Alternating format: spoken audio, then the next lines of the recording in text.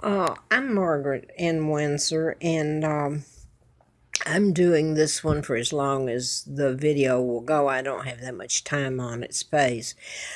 This is the Sandy Hook where he, I believe he killed his mother and then shot up the school. This is James Holmes of Aurora, Colorado, and the Grand Theater Massacre. That's just a couple of them. The Virginia Tech, where the 33 was shot a few years back, and the student was from South Korea, and he ended up killing himself too. Now then, this young man killed himself. Well, he was programmed to, and this man is, I don't know how he's doing now, but he was put in a mental hospital and treated for mental illness. I can't say if this is ever told, the media is made to print it. The backlash, I just wonder why people have to have the Rockefeller, Rothschild, Kennedy controlled media that control your United Nations. After I was kidnapped and my father was illegally taken down. In 1941, I was kidnapped, but this young man, James Holmes, is being treated in a mental hospital with psychotic drugs for mind control. Thing is, they don't diagnose him as that. They diagnose him as probably as paranoid schizophrenic or something. When he doesn't, that's not a mental disorder. Mind control and programming is done without your knowledge, and I can guarantee you, if you knew it, how would you know? It's invisible. If you knew it and went to a mental health professional, you'd be locked up. But they're misusing the mental health system. It is really sick. And I wonder if the psychiatrist, mental health, or any of the doctors are called to account on all of this, if it's ever told, what they're going to say and what the media will come up with. First of all, let me say this. I wrote a book back in, I've put all this up, and excuse me for going around on it. I can't clear that off back there. Let me go back to this. Larry Flynt was shot in 1978, and I use this because part of it was an attention getter so that maybe people would help and read it. I wrote the book in 1978, or was writing it, and living at Moonraker Apartments in Marietta. Larry Flynt was shot in Gwinnett County, Lawrenceville, Georgia, and his attorney was killed. Now then, the book was unpublished. I had a letter from the FBI, U.S. Attorney Harper, ongoing investigation, national security involved, and it was dated June the 23rd, and that's my dad's birthday, only this is a 79. Now, I'm not going to go into the rest of all this. I've put it up. I'm going to try to get this up. He did endorse me. He furnished me a car for a year. Mr. Flynt did. I was flown out there in a campaign to replace one of the congressmen I'd written about, Larry McDonald. He was a doctor and a congressman. He went down in the KAL. This is 3 years later. And the pilot was programmed, and you can have all the security that it won't tell you a person's been programmed. That won't show up on a scanner or anything. But the doctors and psychiatrists and people know it.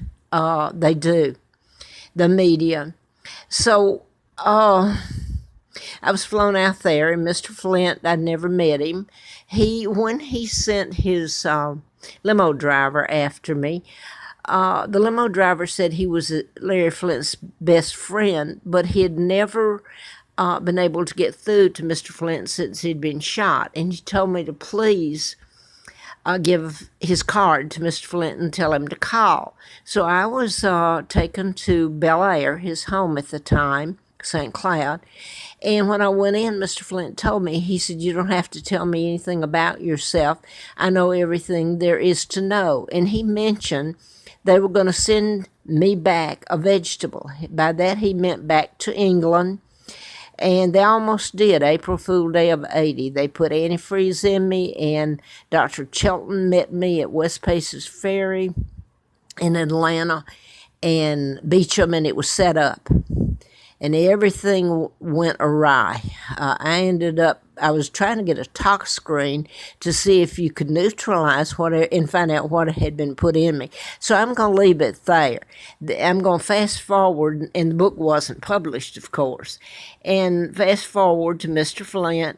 And I stayed out there 2 nights in October of 83, and he furnished me a car for a year after then. And, of course, I haven't spoken with him since, but this was sent to me so he knew where I was.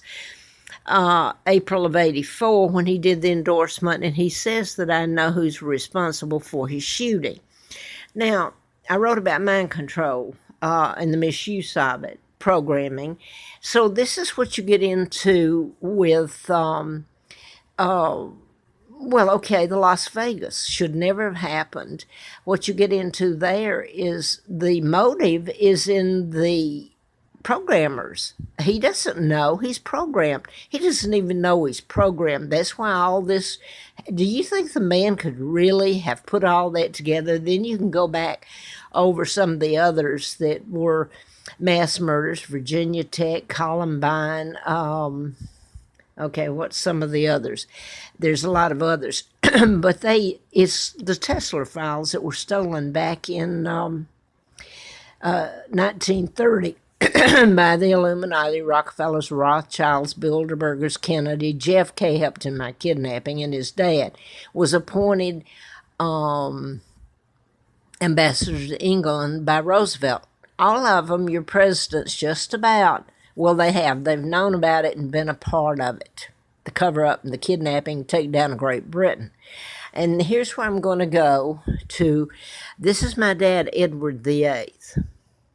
He never married Wallace Simpson, and I know I'm being redundant because I want to get this up, and I don't see that I can do anything else.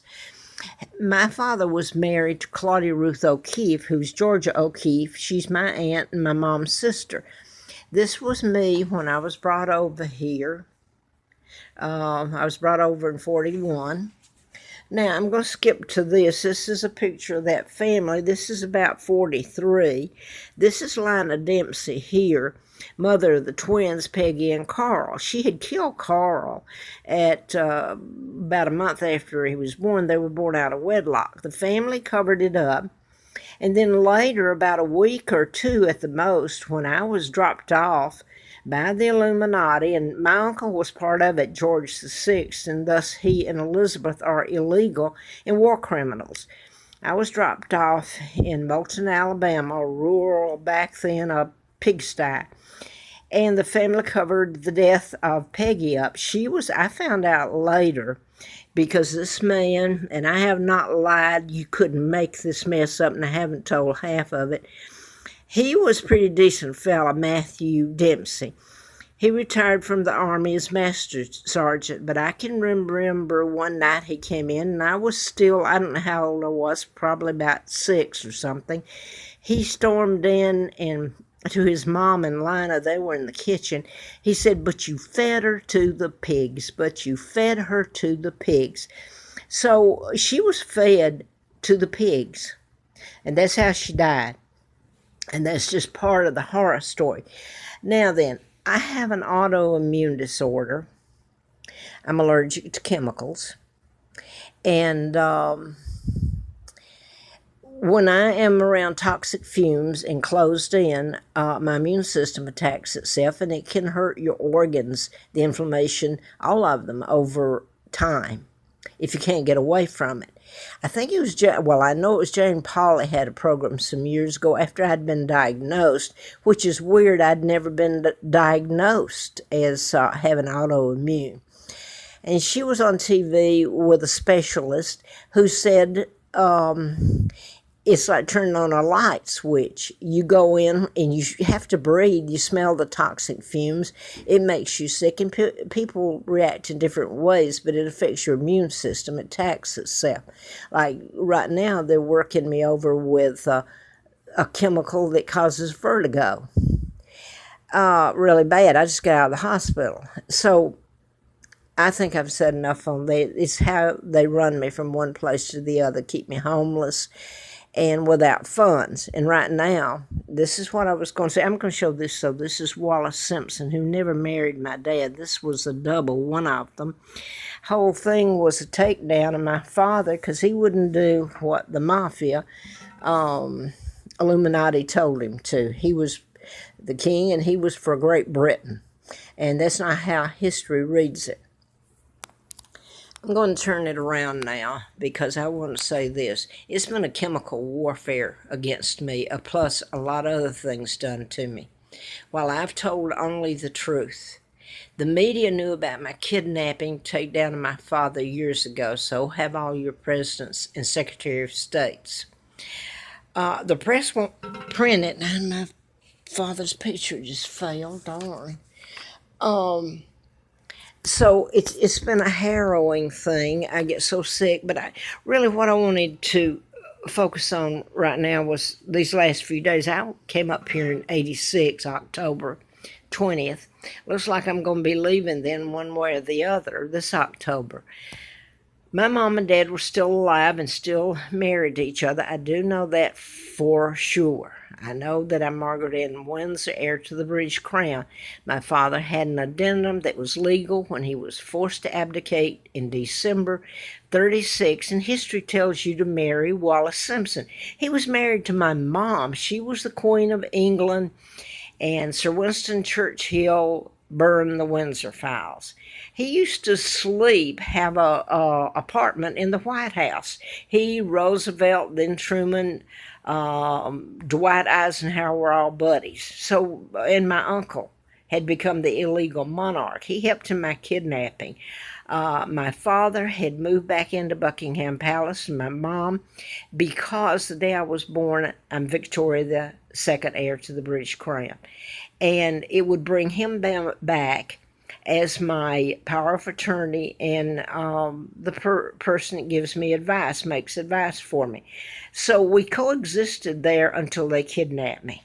So Elizabeth knows about it. She was 15 years old. She knows all about it. Diana, all these people that you admire there are nothing but bloody crooks and killers and war criminals that gave away Great Britain with illegal treaties.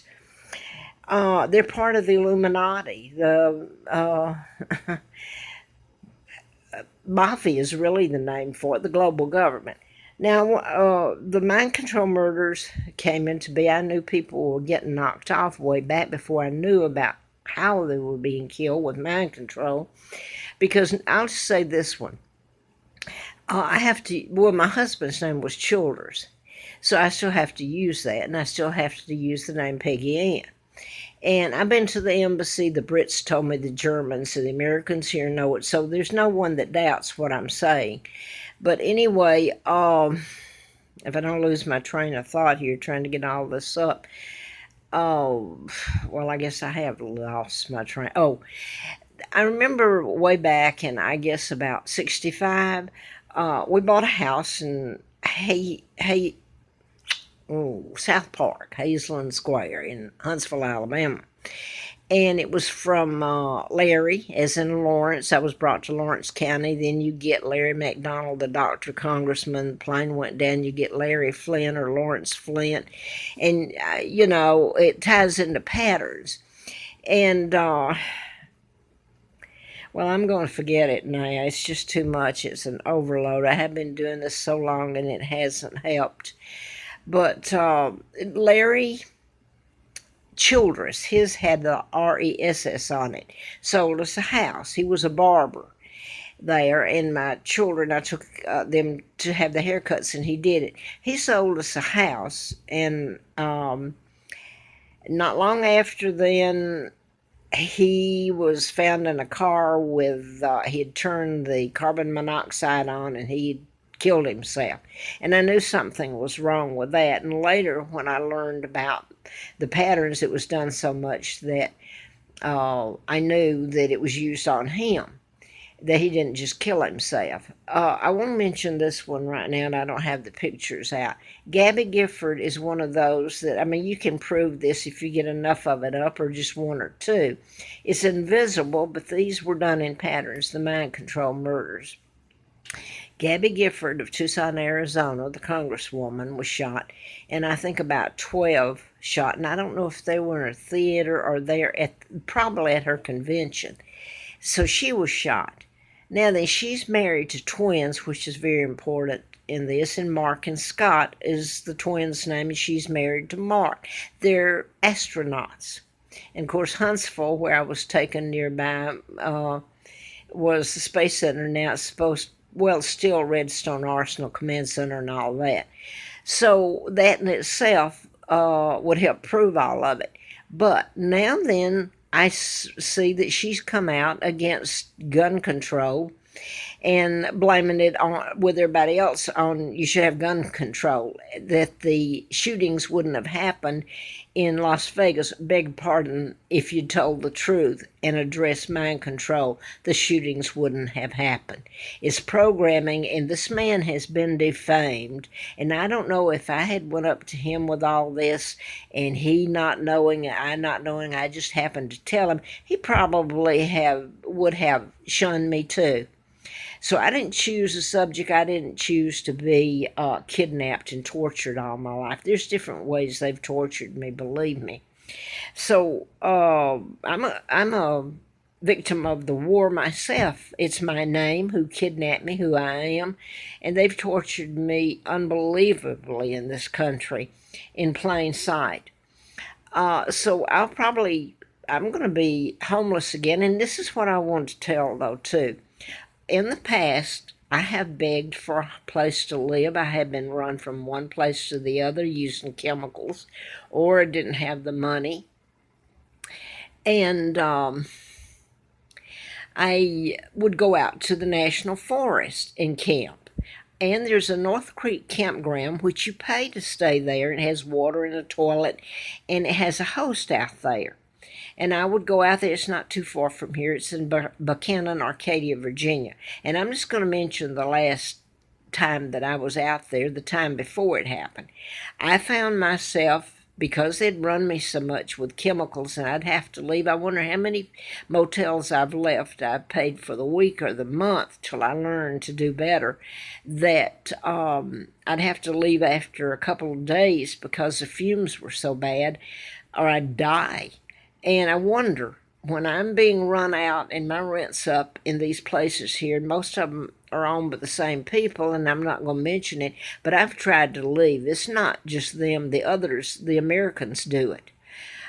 They know very well of it. So I wonder how many days, if I had it all collected, the ones that I was run and couldn't use and paid for, I bet you I'd have about 3 years worth.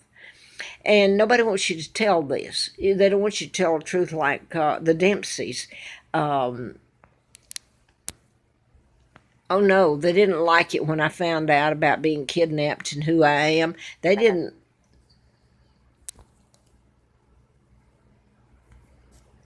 Well, I guess I hope this goes up. I think my charger, I thought I had it charged.